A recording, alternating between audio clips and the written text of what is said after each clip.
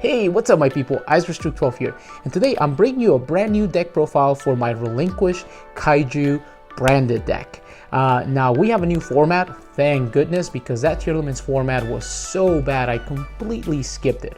I went like once I think, and then I just played online, but I was like no, just go into locals, and like 4 players were playing Tier Limits.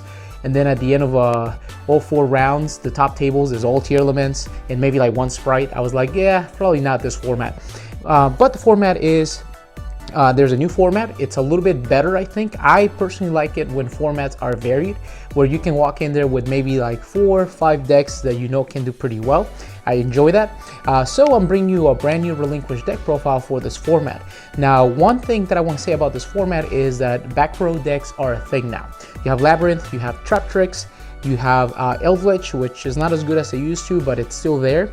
Now also, a lot of the boards that you are going to encounter are not super crazy.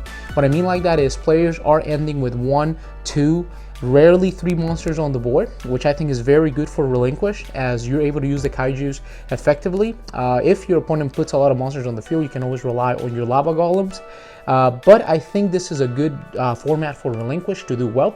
And again, the main thing about Relinquish is that no one expects this deck. You can walk in there and do fairly well. I've topped locals with Relinquish, not because the deck is super powerful, but because just people don't expect it. Older players kind of know how to deal with it, but if you're like a brand new player, you really don't even know. It's not even in your radar, so you kind of have to like, hey, can I read that card? Can I read that card? Can I read that card? Like, they remember seeing it in the anime, but not necessarily know what this strategy is all about. So I think that is what makes this deck pretty good. But again, you know, keep your expectations realistic. To me, you know, it's the best deck in, ever.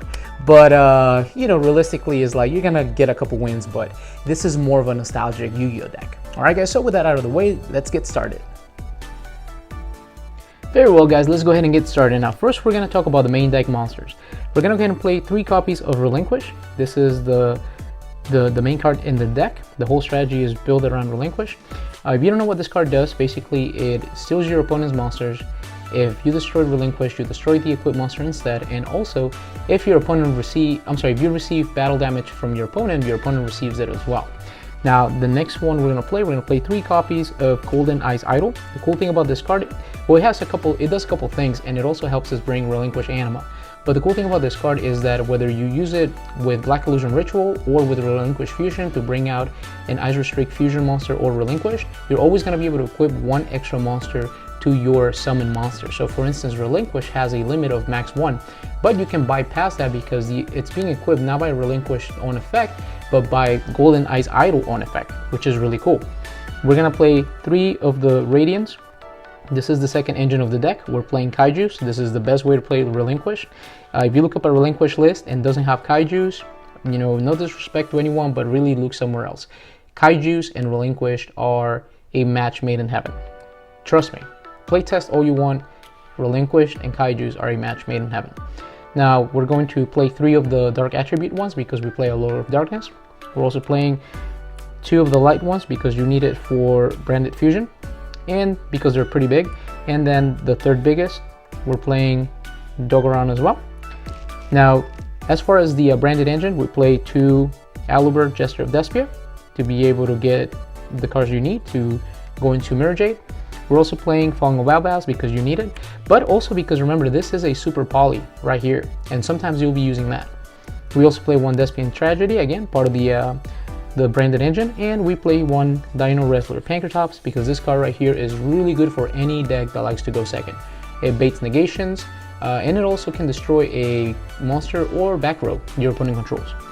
Now, the next set of cards I want to talk about is the spell cards. We're playing 3 Relinquish Fusion. This is a Relinquish deck. We're playing 3 Branded Fusions. Amazing card, pretty broken. Now, the next one is Interrupt the Kaiju Slumber. Wipe the field clean, and then special summon a big Kaiju on your opponent's side of the field, and then a bigger one on your side of the field, special summon Relinquished or an Ice Restrict Fusion monster, and boom, take the Kaiju you just gave them. I'm telling you guys, this is just amazing. The next one, 3 Lord of Darkness, because you need to be able to draw cards, and the Relinquish archetype doesn't really have anything that allows you to do that, to get like hand economy. The next one is two pre-preparation of rights and one preparation of rights. I was playing 3 of this one, but I kept, you know, like the second one is always a dead card, so you know, I think this is a better ratio. The next one we're gonna play 2 Black Illusion Rituals. Again, you don't want a third one, it's just a dead card in your hand. This deck already has a couple dead cards on hand, to be honest with you, so that could be one of them. Preparation of Right could be another one. Relinquish, if you don't have Black Illusion Ritual or Relinquish Fusion, it is a dead card in your hand. Allure of Darkness, that's another thing you can use to get rid of it. But every now and then you will have a couple dead cards in your hand, so you don't mind either discarding or banishing for something better. Now, in the spirit of that, we play 1 Harpy's Feather Duster because this format has back row. And we also play 2 Twin Twisters because, again, every now and then you want to get rid of dead cards in your hand. It also triggers certain effects like Golden Eye's Idol and the Tragedy. You can trigger their effects that way as well. And we play Call by the Grave because you are playing Branded, and Ash Blossom and Joyous Spring is your worst enemy. And then the last one, Instant Fusion. Pretty cool card. It allows you to get some of your fusion monsters out. Really like it. Now that is the main deck. Now we're gonna go ahead and talk about the extra deck. For the extra deck, we are playing 2 Millenniumized Restrict. This is the boss monster of the deck. I was playing 3, never really used the third one. I think it came out once like in 20 duels. So I think you can put other stuff in here.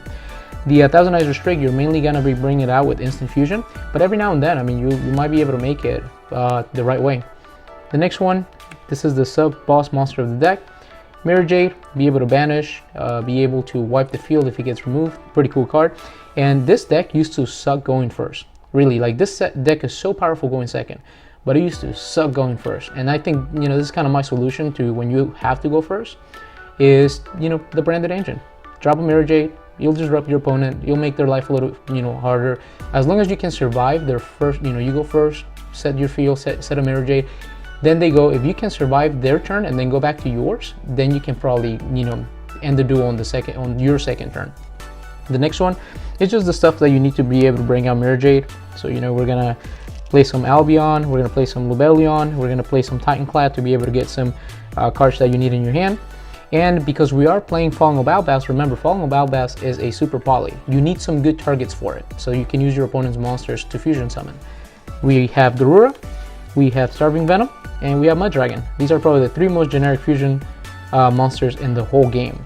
Then also, again, Relinquish Anima. You have to play Relinquish Anima. You got a lot of level 1s, and because you are playing Kaijus, you can pick exactly where to put that Kaiju and be able to steal with Relinquish Anima. I'm telling you guys, if you're looking up a Relinquish deck list and it doesn't play Kaijus, look somewhere else. And the last one, Nightmare Phoenix, just because it's super generic. Alright guys, so that is my deck profile. I hope you like it.